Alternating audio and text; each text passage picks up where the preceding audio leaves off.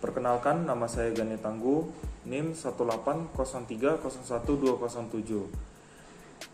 Pada video kali ini, saya ingin menjelaskan apa itu pengertian dari lahan rawa, jenis-jenis lahan rawa, permasalahan yang ditimbulkan pada lahan rawa, dan cara pengelolaan lahan rawa.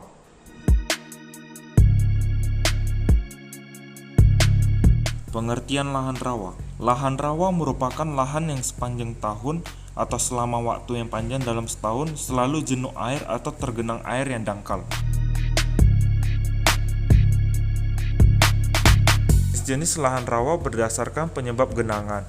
Yang pertama yaitu rawa pasang surut. Lahan rawa ini genangannya dipengaruhi oleh pasang surut air laut. Tinggi air pasang dibedakan menjadi dua, yaitu pasang besar dan pasang kecil. Pasang kecil terjadi secara harian, 1-2 kali sehari. Yang kedua yaitu rawa lebak. Lahan rawa ini genangannya terjadi karena luapan air sungai atau air hujan di daerah cekungan di pedalaman. Umumnya, genangan terjadi pada musim hujan dan menyusut atau hilang di musim kemarau.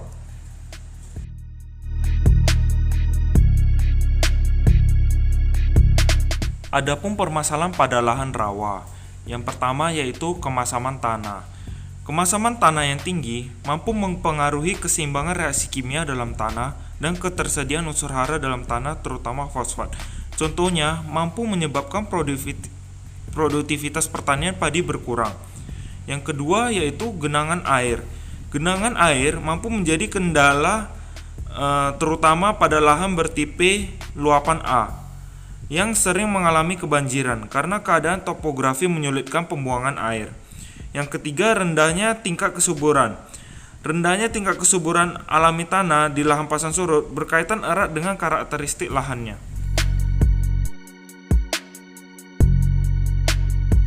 Pengelolaan lahan rawa yang pertama yaitu dari segi pengelolaan tanah. Pengelolaan tanah dapat dilakukan dengan penataan lahan berupa sistem surjan yang memiliki beberapa keuntungan, yaitu 1. Intensitas penggunaan lahan meningkat. 2. Beragam produksi pertanian dapat dihasilkan. 3. Resiko kegagalan panen dapat dikurangi. 4. Stabilitas produksi dan pendapatan meningkat. Prinsip kerja teknologi ini adalah dengan membangun pintu air di muara saluran tersier yang berfungsi untuk menahan atau membendung air ketika pasang. Kemudian mengalirkannya ke lahan pertanian menggunakan tenaga pompa.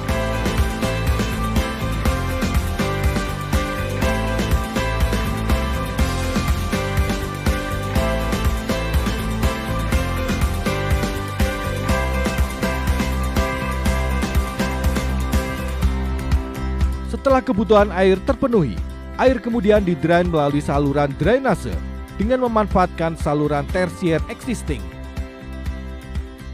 di kanan dan kiri saluran tersier yang dibendung.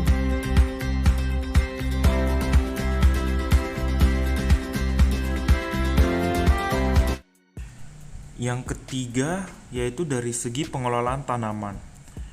Dapat pula menggunakan varietas tanaman yang tahan terhadap keasaman tinggi. Ada beberapa varietas padi yang mampu tahan terhadap keasaman tanah yang tinggi, yaitu Impari 43, Impari 2, Impara 8, dan Impara 9, yang masing-masing varietas ini mempunyai kelebihan, dan pastinya varietas ini mampu toleran terhadap cekaman Fe.